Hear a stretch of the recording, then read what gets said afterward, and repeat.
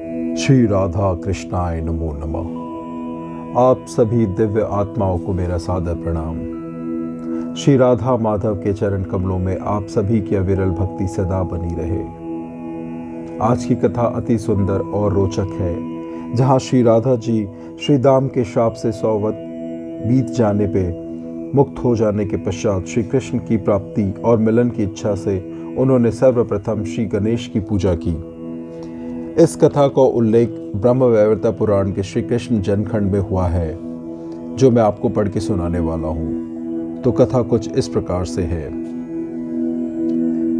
श्री कृष्ण की प्राप्ति की कामना से उत्तम संकल्प का विधान करके भक्ति पूर्वक गंगा जल से श्री राधा ने गणेश जी को स्नान कराया। इसके बाद जो चारों वेदों, वसु और लोकों की माता, ज्ञानियों की पराजननी एवं बुद्धि रूपा है, वे भगवती राधा श्वेत पुष्प लेकर सामवेदोक्त प्रकार से अपने पुत्रभूत गणेश का ध्यान करने लगी।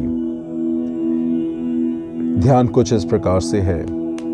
जो खर्व स्थूल काय ब्रह्म तेज से उद्भाषित, हाथी के से मुख वाले, अग्नि सरीखे कांतिमान, एक दंत और असीम है, जो सिद्धों, योगी और ज्ञानियों के गुरु है, ब्रह्मा, शिव और शेष आदि देवेंद्र, मुनीन्द्र, सिद्धेंद्र, मुनिगण तथा संत लोग जिनका ध्यान करते हैं, जो ऐश्वर्यशाली सनातन ब्रह्म स्वरूप, परम मंगल के स्थान, संपूर्ण विघ्नों का हरने वाले, शांत, संपूर्ण संपत्तियों के दाता, कर्म योगियों के लिए भवसागर में माया रूपी जहाज के कर्णधार स्वरूप, शरणागत दीन दुखी के रक्षा में तत्पर ध्यान रूप साधना करने योग भक्तों के स्वामी और भक्त वत्सल है, उन गणेश जी का मैं ध्यान करती हूँ। इस प्रकार सती राधा ने उस पुष्प को अपने मस्तक पर रखकर पुनः सर्वांगों को शुद्ध करने वाला वेदोक्त न्यास किया।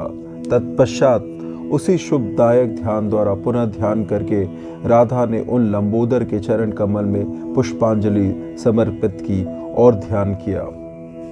श्री राधिका ने कहा, जो परम धाम, पर ब्रह्म परेश, परमेश्वर, विघ्नों के विनाशक, शांत, पुष्ट, मनोहर और अनंत है, प्रधान सुर और असुर जिनका स्तवन करते हैं, जो देव रूपी कमल के लिए सूर्य और मंगलों के आश्रय स्थान है, उन परात्पर गणेश की मैं स्तुति करती हूँ। यह उत्तम स्त्रोत महान पुण्यमय तथा विघ्न और शोक को हरने वाला है।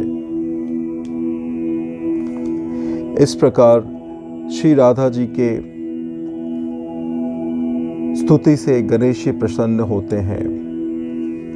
इसके पश्चात श्री नारायण ऋषि नारद से कहते हैं, नारद, सती राधा ने गणेश की विधि पूर्वक भली भांति पूजा करके स्तुति की और सर्वांगों में पहनने योग बहुमूल्य रत्नों के बने हुए आभूषण प्रदान किए। राधा द्वारा किए गए पूजन और पूजा सामग्री को देखकर तथा स्तवन सुनकर शांत स्वरूप गणेश, शांत स्वभावशाली त्रिलोक जननी राधा से मधुर वचन बोले। श्री गणेश जी ने कहा, जगन्मात, तुम्हारी यह पूजा लोगों को शिक्षा देने के लिए है। शुभे, तुम तो स्वयं ब्रह्म स्वरूपा और श्री कृष्ण के वक्ष स्थल पर वास करने वाली हो। ब्रह्मा, शिव और शेष आदि देवगण, सनकादिक मुनिवर, जीवन मुक्त भक्त और कपिल आदि सिद्ध शिरोमणि जिनके अनुपम एवं परम दुर्लभ चरण कमल का निरंतर ध्यान करते हैं, उन श्री कृष्ण के प्राणों की तुम अधिदेवी हो तथा उनके लिए प्राणों से भी बढ़कर परम प्रियतमा हो। श्री कृष्ण के दक्षिणांग से माधव और वामांग से राधा प्रादुर्भूत हुई है।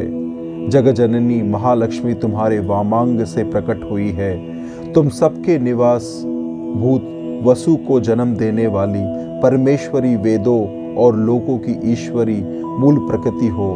मात, इस सृष्टि में जितनी प्राकृतिक नारियां हैं, वे सभी तुम्हारी विभूतियां हैं। सारे विश्व कार्य रूप है और तुम उनकी कारण रूपा हो। प्रलय काल में जब ब्रह्मा का तिरोभाव हो जाता है, वह श्री हरि का एक निमेष कहलाता है। उस समय जो बुद्धिमान योगी पहले राधा फिर परात्पर कृष्ण अर्थात राधा कृष्ण का सम्यक उच्चारण करता है वह अनायास ही गोलोक में चला जाता है। इससे व्यतिक्रम करने पर वह महापापी निश्चय ही ब्रह्म हत्या का पाप का भागी होता है। तुम लोगों की माता और परमात्मा श्री हरि पिता है, परंतु माता पिता से बढ़कर श्रेष्ठ पूज्य वंदनीय और परात्पर होती है। इस पुण्य क्षेत्र भारतवर्ष में यदि कोई मंदमती पुरुष सबके कारण स्वरूप श्री कृष्ण अथवा किसी अन्य देवता का भजन करता है और राधिका की निंदा करता है तो वह इस लोक में दुख शोक का भागी होता है। उसका वंशछेद हो जाता है तथा परलोक में सूर्य और चंद्रमा की स्थिति पर्यंत वह घोर नरक में रहता है। ज्ञान का उदीरण करके अर्थात उगलने के कारण गुरु कहा जाता है। वह ज्ञान मंत्र तंत्र से प्राप्त होता है। वह मंत्र और वह तंत्र तुम दोनों की भक्ति है। जब जीव प्रत्येक जन्म में देवों के मंत्र का सेवन करता है तो उसे दुर्गा के परम दुर्लभ चरण कमल में भक्ति प्राप्त हो जाती है। जब वह लोकों के कारण स्वरूप शंभु के मंत्र का आश्रय ग्रहण करता है तब तुम दोनों राधा कृष्ण के अत्यंत दुर्लभ चरण कमल को प्राप्त कर लेता है। जिस पुण्यवान पुरुष को तुम दोनों के दुष्प्राप्त चरण कमल की प्राप्ति हो जाती है वह दैवश शरणार्थ अथवा उसके षोडश काल के लिए भी उसका त्याग नहीं करता। जो मानव इस पुण्य क्षेत्र भारत में किसी वैष्णव से तुम दोनों के मंत्र स्त्रोत अथवा कर्म मूल का उच्छेद करने वाले कवच को ग्रहण करके परम भक्ति के साथ उसका जप करता है वह अपने साथ साथ अपनी सहस्त्र पीढ़ियों का उद्धार कर देता है। जो मनुष्य विधि पूर्वक वस्त्र अलंकार और चंदन द्वारा गुरु का भली भांति पूजन करके तुम्हारे कवच को धारण करता है वह निश्चय ही विष्णु तुल्य हो जाता है। मात्र तुम जो कुछ वस्तु मुझे समर्पित की हो उस सब को सार्थक कर डालो अर्थात अब मेरी प्रसन्नता के लिए उसे ब्राह्मण को दे दो, तब मैं उसका भोग लगाऊंगा। क्योंकि देवताओं को देने योग्य जो दान अथवा दक्षिणा होती है वह सब यदि ब्राह्मण को दे दी जाए तो वह अनंत हो जाती है। राधे, ब्राह्मणों का मुख्य देवताओं का प्रधान मुख है, क्योंकि ब्राह्मण जिस पदार्थ को खाते हैं वही देवताओं को मिलता है। मुने, तब सती राधिका ने वह सारा पदार्थ ब्राह्मणों को अर्पित कर दिया। इससे गणेश तत्काल ही प्रसन्न हो गए। इसी समय ब्रह्मा शिव और शेषनाग आदि देवता देवश्रेष्ठ गणेश का पूजन करने के लिए उस वट वृक्ष के नीचे आए।